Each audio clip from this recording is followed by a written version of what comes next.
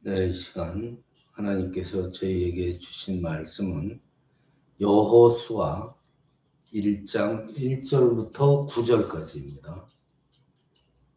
제 성경책으로는 구약성경 319페이지입니다. 여호수아 1장 1절부터 9절까지. 물론 스마트 주보에도 올려드렸습니다. 뜻을 생각하시면서 함께 한 목소리로 봉독하십니다. 시작. 여호와의 종 모세가 죽은 후에 여호와께서 모세의 수종자 눈의 아들 여호와에게 말씀하며 이르시되 내 종 모세가 죽었으니 이제 너는 이 모든 백성과 더불어 일어나 이 요단을 건너 내가 그들 이스라엘 자손에게 주는 그 땅으로 가라.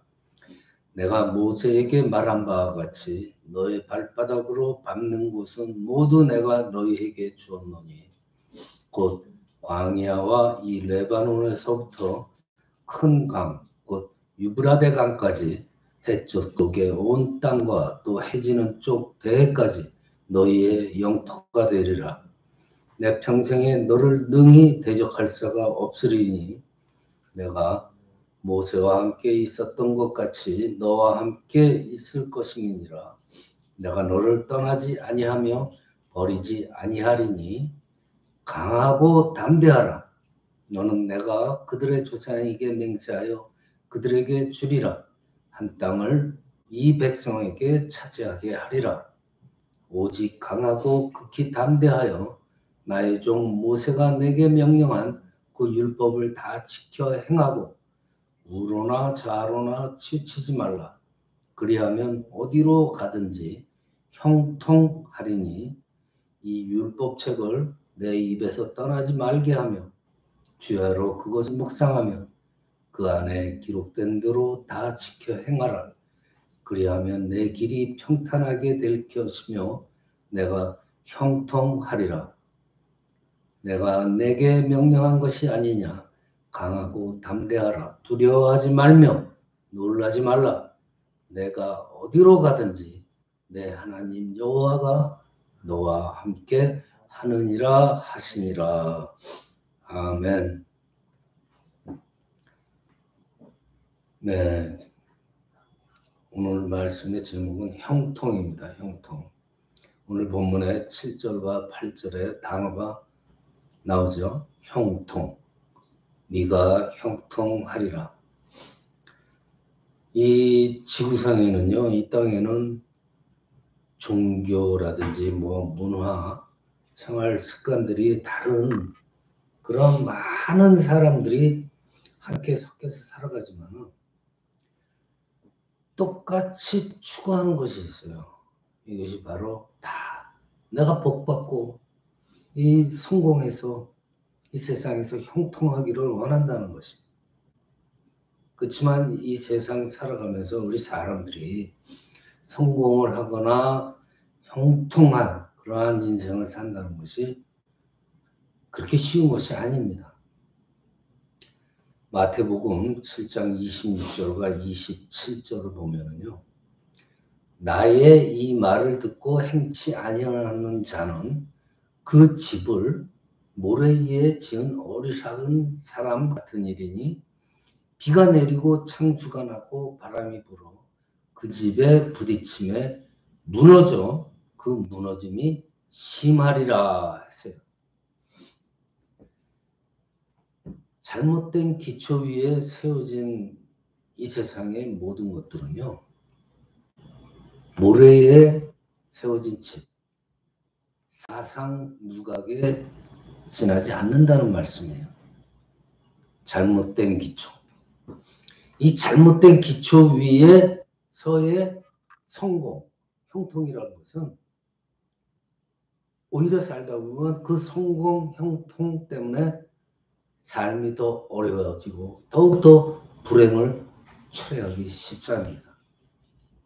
오늘 본문은 하나님께서 여호수아, 모세의 후계자죠. 여호수아한테 정말 두렵고 힘들고 어려웠을 때 형통의 복, 즉 진정한 삶의 성공, 진정한 삶의 형통의 비결을 가르쳐주고 있는 본문이에요. 오늘 7절과 8절 보시면요. 오직 너는 마음을 강하게 하고 극히 담대히 하여 나의 종 모세가 내게 명한 율법을 다 지켜 행하라. 좌로나 우로나 치우치지 말라. 그리하면 어디로 가든지 형통하리니 이 율법책을 내 입에서 떠나지 말게 하고 주야로 그것을 묵상하며 그 가운데 기록한 대로 다 지켜 행하라. 그리하면 내 길이 평탄하게 될 것이라. 네가 형통하리라. 분명히 말씀하십니다. 이렇게 하면 네가 형통하리라. 이 형통하라는 말은 번영한다, 성공한다는 뜻이죠. 그렇지만은 이 세상에서 말하는 세상의 성공이라는 것은 진정한 성공이 아닙니다. 이 세상에서의 성공과 세상적인 형통이라는 것은 언젠가는 무너집니다. 그렇지만 오늘 성경에서 말하는 성공이라는 것은 너무나 큰 뜻이 있어요. 너무나 깊은 뜻이 있는 거예요. 하나님이에요. 하나님이 계획하신 뜻이라는 게 있어요. 그 어떤 사람을 통하여서 성취해 나가는 그런 것이 성경에서 말하는 성공의 뜻이에요. 자, 인간을 하나님의 뜻대로 지으셨기 때문에 그 하나님의 뜻대로 그 사람을 통하여서 이루어 간다는 것이 바로 형통이라는 거예요. 그러니까 어떤 상황이나 어떤 정해진 여건, 눈으로 보이는 것이 형통이 아닙니다. 하나님의 뜻을 이루어 나가는 것, 그것이 우리의 삶의 의미와 삶의 가치가 있는 거예요. 그래서 이 세상에서의 사회적 위치라든지 내가 얼마나 가져 있느냐의 소유라든지 내가 뭘 이 세상에서 했냐, 세상적인 업적을 성공이라고 말하지 않는 거예요. 창세기 39장 2절과 3절을 보면은요. 여호와께서 요셉과 함께 하심으로 그가 형통한 자가 되어 그 주인 애굽 사람의 집에 있으니 그 주인이 여호와께서 그와 함께 하심을 보며 또 여호와께서 그의 범사에 형통케 하심을 보았더라 그랬어요. 종이에요. 종. 요셉이 종으로 있을 때 여호와께서 함께 하심을 보았더라 그랬어요. 범사에 형통케 하는 걸 보았다. 종인 요셉한테. 그래서 주인이냐 종이냐, 큰 자이냐 작은 자이냐, 높은 자리인가 낮은 자리인가 상관없는 거예요. 다만 그 사람에게서 하나님의 정한 뜻이 이뤄나가고 있는가, 이것이 중요한 거예요. 오늘 본문을 통해서 하나님의 그 형통, 하나님께서 주시는 복, 형통의 복을 받는 비결이 무엇인지를 오늘 본문을 통해서 한번 생각해 보겠습니다. 첫째로 하나님의 음성이 들려야 됩니다. 오늘 3절 보면은요. 내가 모세에게 말한 바와 같이 무릇 너의 발바닥으로 밟는 것을 내가 다 너희에게 주었노니 그랬어요. 이미 모세한테 주었다는 거예요. 하나님의 형통하심을 얻으려면요. 처음에 시작할 때 뭐라 그랬어요? 모세에게 말한 바와 같이 그랬어요. 하나님이 말한 바를 듣는 자가 되어야 돼요. 어려운 상황에서도 하나님의 음성이 들리면요, 길이 열리게 되는 거예요. 이 형통의 길이라는 건 외적에 있는 게 아니라는 말이죠. 음성을 듣는다. 하나님의 음성을 듣고 하나님이 지시하는 대로 찾아감으로 해서 형통해지는 자가 되는 거예요. 음성을 어떻게 들어요? 하나님과의 영적인 깊은 교제 속에서 들을 수 있죠. 즉, 이 말은 뭐예요? 쉬지 말고 기도해야 된다는 말이에요. 하나님과 영적으로 만나야 돼요. 그래야지 하나님께서 하시는 말씀을 듣죠. 기도밖에 없습니다. 자, 하나님의 형통의 복을 받는 두 번째 방법. 마음을 강하게 하고 담대히 하라 그랬어요. 오늘 본문 여호수아 1장 6절을 보시면요. 마음을 강하게 하라. 담대히 하라. 너는 이 백성으로 내가 그 조상한테 맹세하여 주리라 한 땅을 얻게 하리라 했어요. 이미 너희들 조상한테 주리라 한 땅을 네가 마음을 강하게 하고 담대히 하고 앞으로 나가면 너한테 당연히 얻게 하리라. 이 말씀이에요. 우리 마음을 강하게 하고 담대히 갖지 않으면요.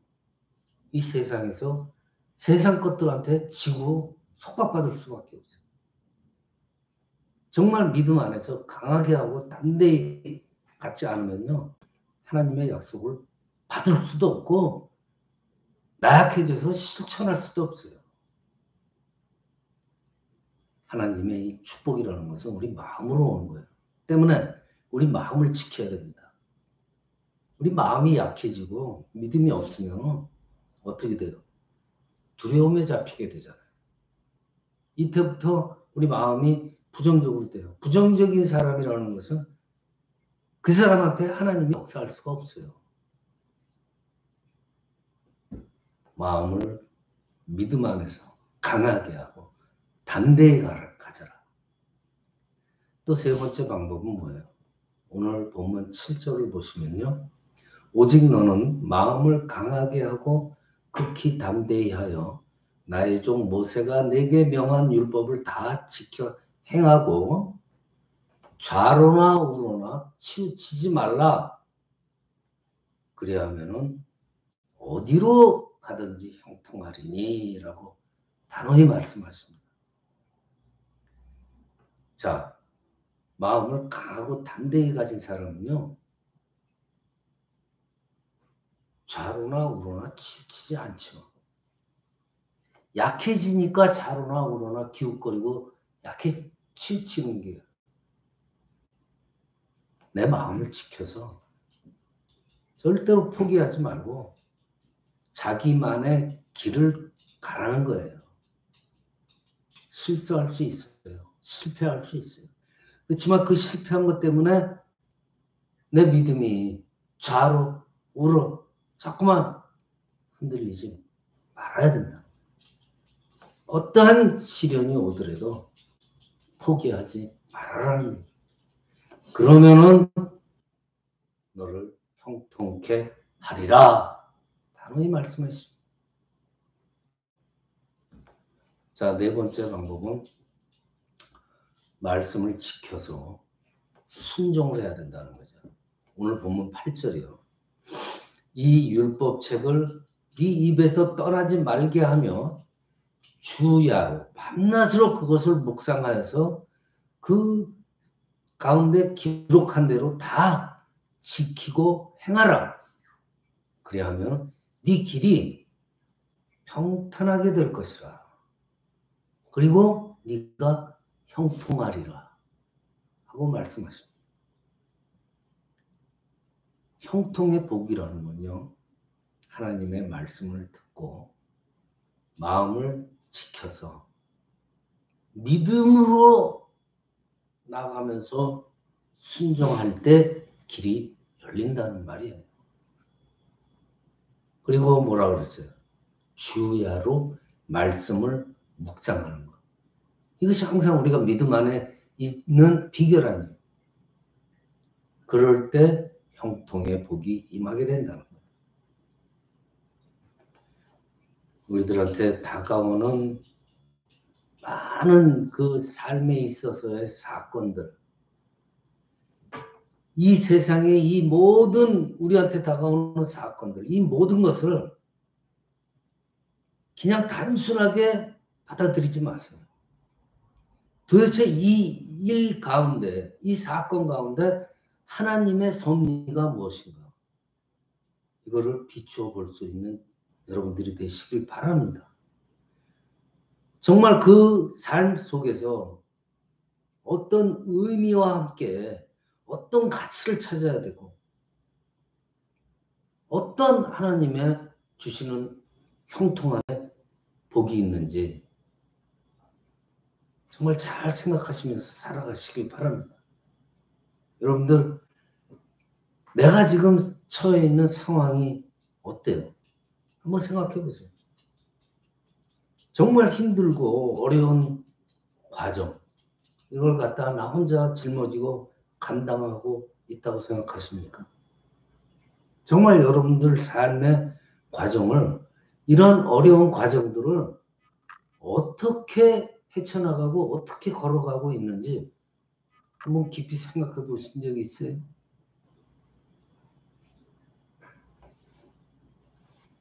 감사의 사건으로 모든 것을 변화시켜 나가야 됩니다. 하나님께서 우리에게 주시는 모든 조건, 모든 여건, 모든 삶의 과정이라는 건요, 하나님께서 개입되는 거예요. 그렇기 때문에 하나님께 어쨌든 간에 감사드리고 믿음 안에서 순종으로 말씀대로 나아갈 때는요, 하나님께서 분명히 형통케 하시는 길을 주신다고 그랬습니다. 이걸 믿으셔야 돼요. 영적으로나 물론 세상적으로나 우리가 형통케 되는 그러한 믿음을 가져야 돼요. 이것은 하나님께서 함께 하시는 삶. 나의 삶 속에서 항상 하나님께서 함께 하시는 삶이 돼야 돼요.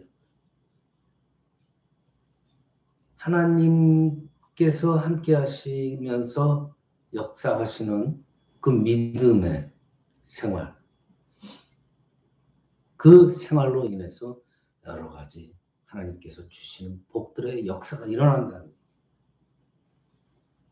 즉, 다시 말씀드리지만 우리에게 주어진 어떤 조건이라도 하나님의 섭리에 비추어 보는 그 지혜로움이 항상 있어야 돼요. 그렇게 되면 여러분 모두가 범사를 형통케 하는 자의 삶으로 승리하게 되는 거예요. 말씀을 마칩니다. 하나님 앞에 사세요. 그리고 소망을 가지세요. 절대로 포기하지 마세요. 충실한 사람, 정말 믿을 만한 믿음의 사람이 되세요. 그리고 내가 받은 복으로 다른 사람에게 유익을 주는 사람이 되세요. 사람들한테서뿐만이 아니라 하나님 앞에 인정받고 사랑받는 그러한 사람이 되세요.